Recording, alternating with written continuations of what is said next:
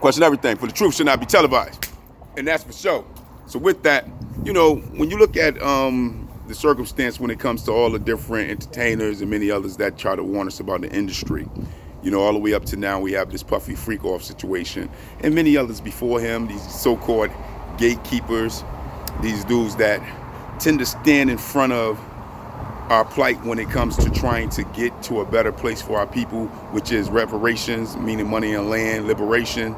You know, you have anywhere from Michael Jackson to Tupac Shakur to Lauryn Hill, you know, Whitney Houston, Prince, and so many others that have really came out and spoke on the industry. You old dirty bastard. I mean, you can go on for days for all the people that are, a lot of these brothers, as you see, I'm saying, they ain't even here on the planet no more. And a lot of them actually went to bat on what was going on with the industry. The industry, DMX, you know, when how he broke down the industry in his poem and how hot that was based off of the real truths about the matters of what he was dealing with. But there have been many others, you know, that then spoke on this industry situation. Brother Steve Coakley, you know, from out of Chicago, from what I understand, check him out. Some of his videos, got a lot of videos that breaks down what's going on with the industry. That he spent his whole career trying to put us onto these gatekeepers that control our narrative of oppression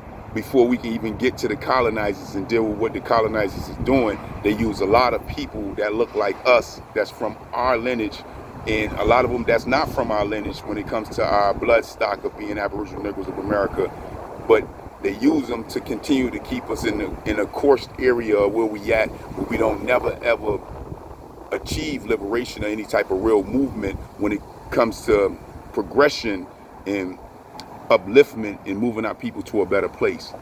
These are people that sit around and get paid big money and stay wealthy, and we stay poor. We stay in ghetto slums and hoods, we stay struggling, and we stay oppressed openly by these set up systems of Black Boule and these different Baphomet Illuminatis and deep states and Freemason and Masons and celebrity oath takers, all these different types of different breakdowns of secret societies that these people take secret oaths to be in order to have the money, in order to have their so-called fame, at the same time keeping our people in a destructive mindset, in a low moral state, and keeping us in a degenerate way of thinking and a way of life, living in ghetto slums and hoods. This is not by accident. This is just that reality of what goes on. You know, in order to oppress a people, you also need some of their people willing to side with the oppressors in order to oppress them. Because you can use their people, their own people, as a trick bag against them in the areas of thought of leading them to false liberation and false freedom and false ideology of being equal. And this is where we at, in a straight delusion when it comes to how we are looked at, basically how we look at ourselves being in the system. We're in a delusional state of mind, thinking that we can be the greatest we can possibly be under oppression.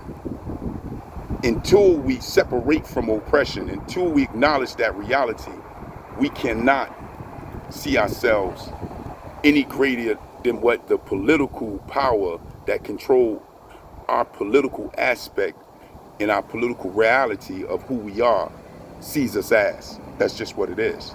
Same thing with the economic power. We don't have no resources coming to our community. We get bare minimum, but the government is what control that resource. The government is what control that area of reality when it comes to bringing fresh water to the communities or bringing opportunity in the sense of economic growth to the communities. They control that political power and that economic power. And if they're not willing to move on any structural manner to uplifting the people, being the Aboriginal Negroes, in a sense of empowerment through giving them greater goods in a sense of reparation, in a sense of liberation through giving a bill passed for protection against hate crimes and giving land as well as money to mechanize that land in order for you to be able to liberate in the form of separation to be able to build your nation, then there's nothing happening for our people. And this is just a reality.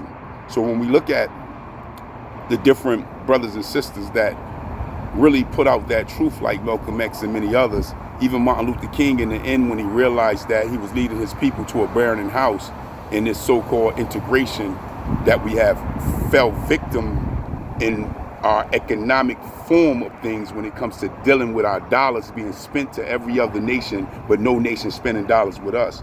And in turn, not being able to build Black-owned or Aboriginal-owned businesses in our community to be able to control the narrative of wealth in our community, we are led to a destruction in a sense of integration. And that's just the reality to that. So when we think about all these things, man, we gotta deal with the gatekeepers. These gatekeepers are really dangerous to our reality, and they all know who they are. These appointed representatives and leaders that's supposed to be our leaders, who are standing around looking to have legacies off the backs of our people, but haven't done nothing for our nation. These are the people that are the problems. These so-called representatives who are appointed to represent us, but they're talking about Black and brown communities, but not the Black community, not the Aboriginal Negro community. And then you turn around and you drive around the brown communities, and they're having economic boom. They're having a resource boom. They're having a Latino small business boom in their communities, at the same time while we having destruction, being pushed into mass incarceration, at the same time as the colonizers are riding around our communities, chasing down our innovative thought, which is our youth, which is our young adults, those that have the energy to move our nation into a better place through having that fresh computer on their head come into the world with the ability to bring creativity to our environment. They are getting chased down, demonized, and imprisoned based off a lack of resources being brought to the community and living impoverished all around their communities, what we call today ghetto slums and hoods. Thus having to do survival work in order to survive, and at the same time being demonized and given trick bags like gangster rap music and many other different types of programs that goes into their young minds to push them overboard to doing things that the system of colonizers can capitalize on by mass incarcerating them, devastating our communities and devastating our neighborhoods by snatching our men that's supposed to be the men who wear the pants of our household and putting them in prisons. This is just that reality. So we gotta wake up to this, guys. We gotta wake up to these trick bags and own it for what it is, and then call these people out so that way we can deal with them right face value for what they're doing to their own nation. And in turn around and then deal with the people that's behind them, that's appointing them and giving them contracts and giving them wealth to continue to have these things done to our nation, so we can hold all of them accountable and save our nation. That's the basis of the reality of what we stand, and that's just what it is. And with that, I just don't get it. I just don't understand it. For that is the question. You let me know. Peace, peace.